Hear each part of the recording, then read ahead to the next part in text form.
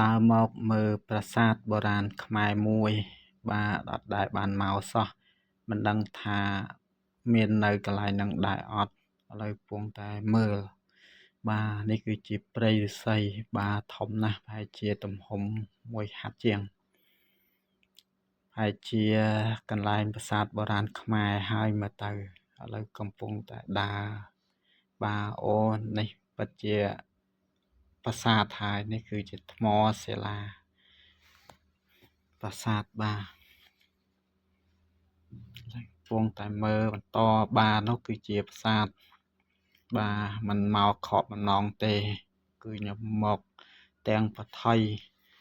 បាទអត់បានសួរគេក៏អត់ដែលបានមកអត់មានអ្នកណាគេមកស្រែចម្ការសោះថ្ងៃនេះអត់បានសួរឥឡូវបានមកដូចបំណងបាទឥឡូវបាន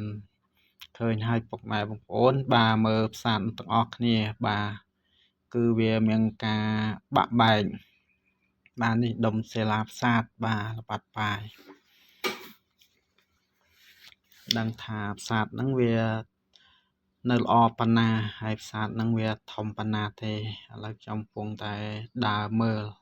បាទនឹងថតវីដេអូឲ្យសពជូនពុកម៉ែបងប្អូនទស្សនាទាំងអស់គ្នាបាទនៅប្រាសាទហ្នឹងតាមគេដាក់ក្នុងផែនទីគេដាក់ថាប្រាសាទថ្នល់ស្វាយបាទហើយនៅឃើញរូបនៅចិត្តប្រាសាទហ្នឹងប្រហែលជាអាចមានប្រាសាទកន្លែងអីផ្សេងទៀតឬក៏អត់ទាន់ដឹងមានតែតិចទៀតខ្ញុំនឹងនាំពុកម៉ែបងប្អូនដើរមើលទាំងអស់គ្នាបាទថ្ងៃនេះខ្ញុំមកតែម្នាក់ឯងហើយក៏មករៀងល្ងាចដែរបាទហើយមេឃក៏លឺផ្គររកភ្លៀងនៅភូមិអានេះមកមិនដឹងថានឹងភូមិភ្លៀងអត់បាទនេះគឺជាផ្សារថៃពុកម៉ែបងប្អូនបាទមើលទៅនៅស្រស់ស្អាតដែរប៉ុន្តែវាបាក់បែកអស់ហើយផ្សារហ្នឹងគឺសម្បូរទៅដោយដើមឫស្សីព័ទ្ធជុំវិញបា